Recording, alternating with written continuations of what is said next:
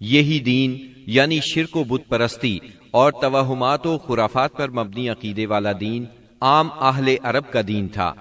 اس کے علاوہ جزیرۃ العرب کے مختلف اطراف میں یہودیت، مسیحیت، مجوسیت اور سابعیت نے بھی قدم جما لیے تھے۔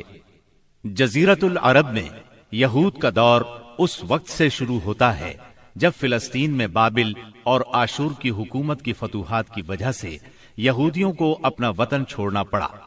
اس حکومت کی سخت گیری اور بخت نصر کے ہاتھوں یہودی بستیوں کی تباہی اور ویرانی، ان کے ہیکل کی بربادی اور ان کی اکثریت کی ملک بابل سے جلا وطنی کا نتیجہ یہ ہوا کہ یہود کی ایک جماعت فلسطین چھوڑ کر حجاز کے شمالی اطراف میں آ بسی اور یثرب، خیبر اور تیماء میں آباد ہو کر یہاں اپنی باقاعدہ بستیاں بسا لی، قلعے تعمیر کر لیے اور گڑھیاں بنا لی۔ وطن چھوڑ کر آنے والے ان یہود کے ذریعے عرب باشندوں میں کسی قدر یہودی مذہب کا بھی رواج ہوا اور اسلام کے ظہور سے پہلے اس کو بھی ایک اچھی بھلی حیثیت حاصل ہو گئی۔ اسلام کے ظہور کے وقت مشہور یہودی قبائل یہ تھے: خیبر، نذیر، مستلق، قریظہ اور قینقاع۔ جہاں تک عیسائی مذہب کا تعلق ہے، بلاد عرب میں اس کی آمد حبشی اور رومی قبضہ گیروں اور فاتحین کے ذریعے ہوئی۔ یمن پر حبشیوں کا قبضہ پہلی بار 340 عیسوی میں ہوا اور 378 عیسوی تک برقرار رہا۔ اس دوران یمن میں مسیحی مشن کام کرتا رہا۔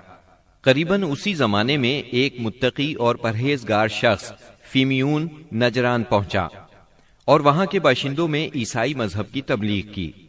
نجران کے لوگوں کو اس کے دین میں کچھ ایسی سچی علامات نظر آئیں کہ وہ عیسائی ہو گئے۔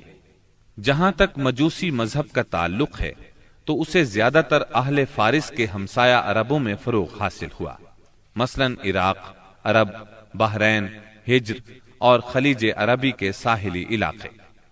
ان کے علاوہ یمن پر فارسی قبضے کے دوران میں وہاں بھی اکا دکا افراد نے مجوسیت قبول کی۔ باقی رہا صابی مذہب، تو عراق کے آثار قدیمہ کی کھدائی کے دوران جو کتبات برآمد ہوئے ان سے پتہ چلتا ہے کہ یہ ابراہیم علیہ السلام کی کلدانی قوم کا مذہب تھا۔ دور قدیم میں شام و یمن کے بہت سے باشندے بھی اسی مذہب کے پیروکار تھے۔ عرب کے باقی دینوں کے ماننے والوں کا حال مشرکین ہی جیسا تھا، کیونکہ ان کے دل یکساں تھے، عقائد ایک سے تھے اور رسم و رواج میں ہم آہنگی تھی۔